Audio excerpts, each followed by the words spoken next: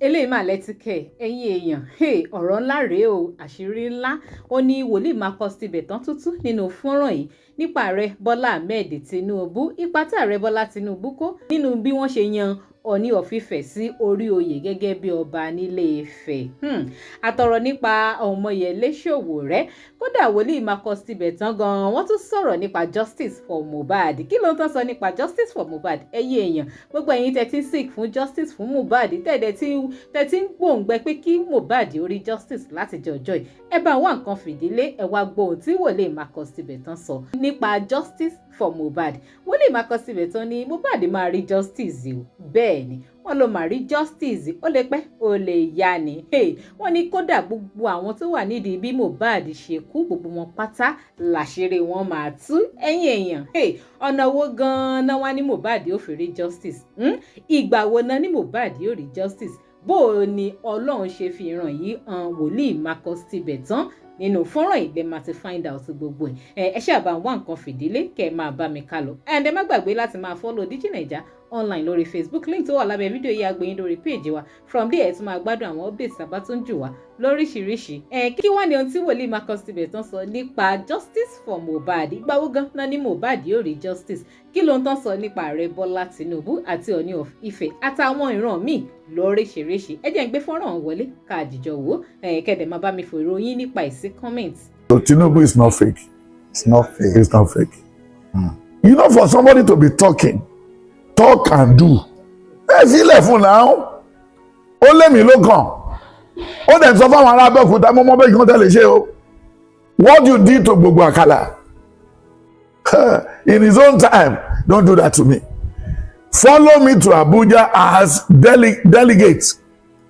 Don't follow me down there as delegate. And when you look at the prediction I gave to him before, I said, Buhari will give you opportunity to pick the vice president.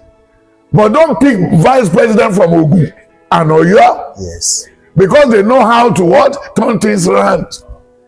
They will kick against you when you need their help. I will show you the book. You saw it. It's there.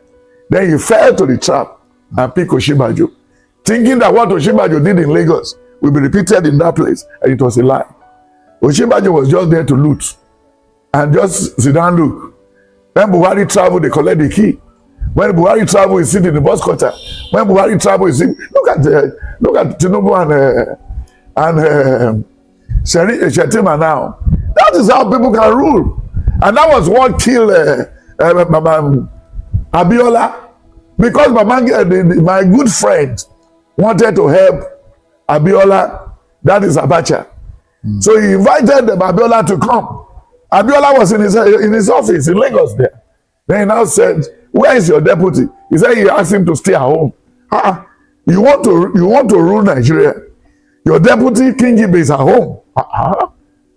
Is all what they said about you, that you are self-centered, has happened to you now. I will never allow you. Then he now fooled King Jibe. King Jibe should send his result, send his CV. See, King Jibe worked with Abacha. So that was what happened that night. Because Abiola is too cocky, and I believe he knows all. And he's supposed not to be told.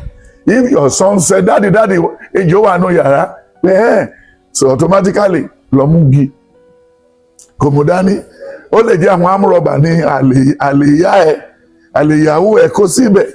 So wà lè rí kan fi gbára ẹ̀ lẹ́kọ̀ọ́ tí ẹ̀ sì sá lọ.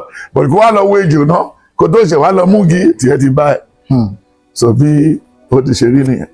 Tinubu does not put Ọọ̀ni of Ife because Tinubu want to become a member of Ife. Tinubu did not fix Ọọ̀ni of Ife because he want to go and take gold in Ife. No. But that boy worked with Tinubu. Is Tinubu errand boy. Is Tinubu what? Errand boy. And he was the one that went to go and complain to Tinubu that he is interested. So if I did not interested in Ọọ̀ni, it was Tinubu and Ọọ̀ni that has interested mind to become then. Then when you look at the one of Oniru, these are the people who worked with Tinubu before. They are the one who came and said they have interest. So Tinubu now use his weight on them. So Tinubu did not go to the Ifa people or say what the Ifa said. No. So, but now you want to call a dog a bad name so that you can hang him. No, it's not possible. Ó lágbára o. Mo rò pé ẹ̀yin èèyàn ń fi ọkàn bá gbogbo ọ̀rọ̀ tí wòlíì Marcus Tibetan sọ lọ nípa àwọn ìran lóríṣiríṣi nípa Ààrẹ Bọ́lá Tinubu àti àwọn ọba kọ̀ọ̀kan nílẹ̀ Yorùbá bí Ọọ̀ni Àdìmúlà Ilé Ifẹ̀. Now back to ọ̀rọ̀ Mohbad. Kí lóhun tí wọ́n sọ nípa justice for Mohbad? Ẹja continue láti máa gbọ́ àwọn ọ̀rọ̀ wòlíì Marcus Tibetan síwájú. And look at this boy they killed the other day, Imole. Mohbad. Wọ́n rí pé àwọn fake people tí wọ́n ní God wọn nínú tó dá wọn lé they can't stand test of time. Àwọn ló lọ́wọ́ sí fún ọmọ wọn máa wọn tó pa wọn náà. Ọba wà ń bẹ, ìjòyè wà ń bẹ, wọ́n wà ń bẹ. Ìlara ni. And tó bá wọn tó wà ní Genesis 37, Genesis 39, Genesis 40, Genesis 41, and Genesis 43, Genesis 47. Then he now said in Genesis 47 verse 16, 37, 16, only here comes the dreamer. Ènìkan náà ti ń ṣe ẹ̀tanú ọmọ ológo. Ọmọ ológo ló lógun ju irú àwọn àtàwà ẹ̀ ń sìn Wòlíì Marcus ti bá ọ̀sẹ̀ lẹ́kàn sórí lọ́mú kan wá. Ọmọ Wòlíì Marcus ti lọ sọ́dọ̀ lọ́mú babaláwo. Wọ́n ti máa rí blọ́gà tó lọ sọ́dọ̀ babaláwo tó gbé jáde. Marcus lọ́gbọ́n padà lọ́dọ̀ babaláwo kò sọ orí padà fún babaláwo. Ṣé kí ẹ̀wọ̀ ewúrẹ́ lọ fún ni? But they are just looking for way. Mọ́tò yìí ti ń lọ. Bẹ̀ wọ́n fẹ́ fi ṣọ́ọ̀kì sábẹ́ kò possible.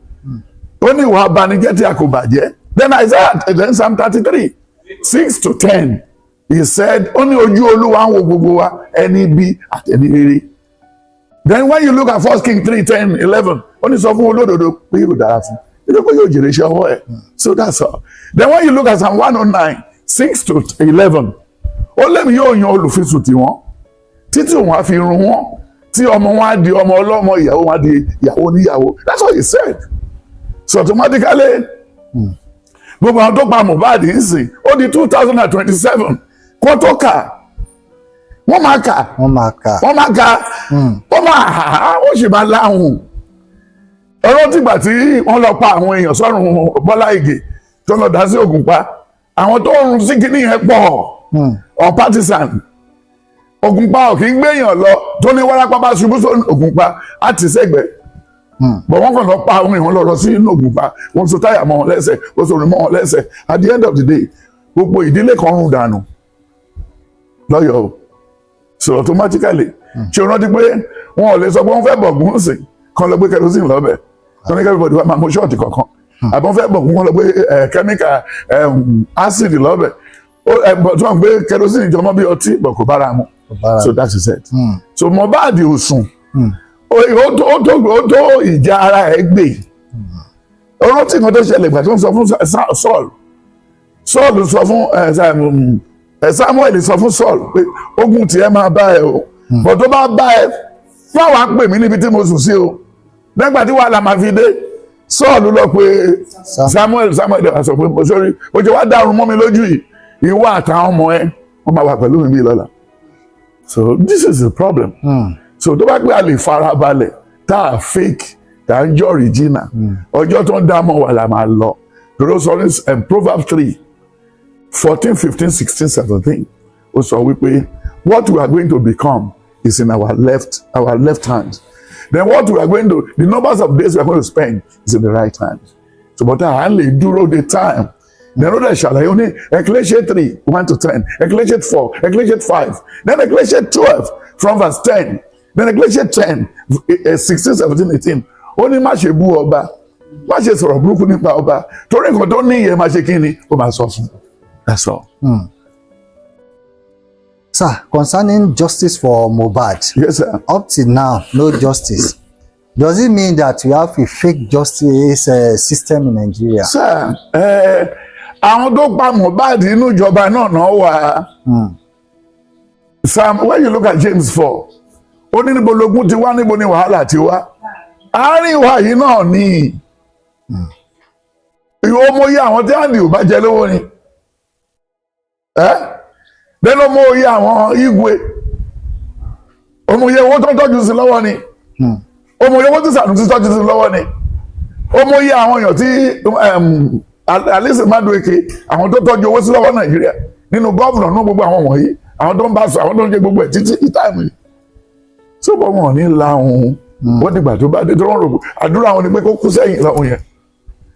So ní àìpẹ́ láì jìnnà justice máa jáde but kò sí nǹkan tá a lè wọn ò lè gba sábẹ́ staircase o wọ́n lè adjourn 100 times kí Lagos state governor kó lo ẹsẹ̀ kí Ambode kó lo ẹsẹ̀ kí Elegushi kó lo ẹsẹ̀ kí wọ́n kó lo ẹsẹ̀ ẹ̀sà wọn ní mo jẹ́.